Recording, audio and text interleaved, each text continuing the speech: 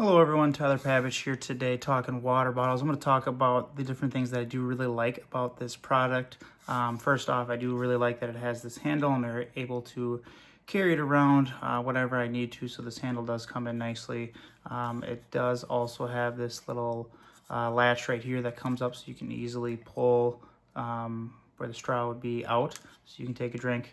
The straw is detachable, which is nice, so that you are able to take it off, clean it extremely easily. So that's another positive to it as well.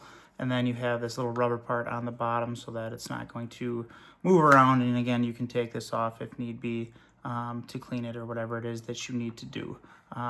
But it is extremely simple product to use, obviously, just a nice little water bottle.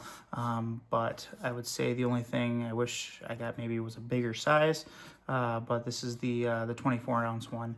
But it does keep my drink cool for quite some time. I had it with me out golfing today, and it was 80 degrees outside, and for the entire round, 4 hours, it kept my water nice and cool. So definitely quality product and something that I would recommend if you're looking for a water bottle. Thanks.